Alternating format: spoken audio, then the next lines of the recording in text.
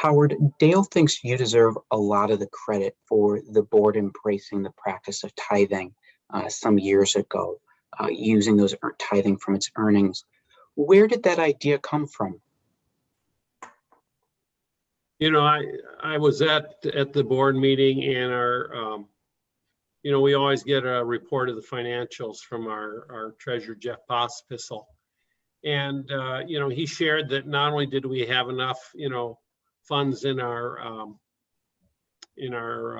account to, you know, meet our ongoing needs, we also had, you know, we have a certain, you know, Elaine, I don't remember what percent cushion do we have? Is it 10 or 15%, or is it more than that?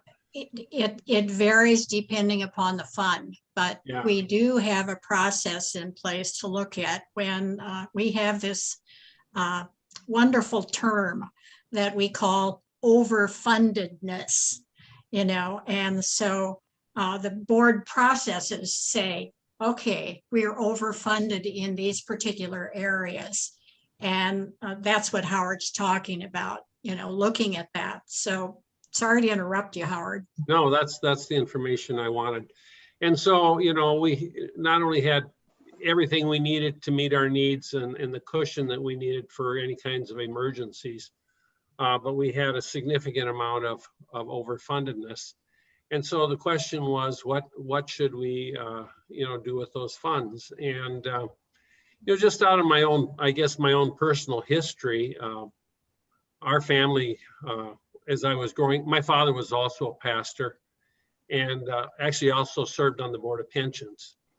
And and we, you know, tithing was always a part of our family life. And when my wife and I, Karen, got married, you know, that was one of the very first decisions that we made. And so, you know, as we talked about this overfundedness, one of the things that came to mind for me was perhaps that we should, you know, tithe the portion of this overfundedness. And so that's a part of, you know, what started the process. And then, you know, then the next question was, you know, what would we do with this tithe?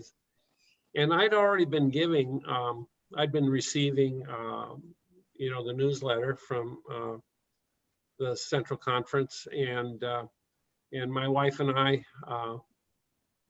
had been giving, you know, independently to the Central Conference pension funds, partially because I think of my dad. My dad worked long and hard to on the pension, you know, he talked about building up, you know, resources for tired out preachers.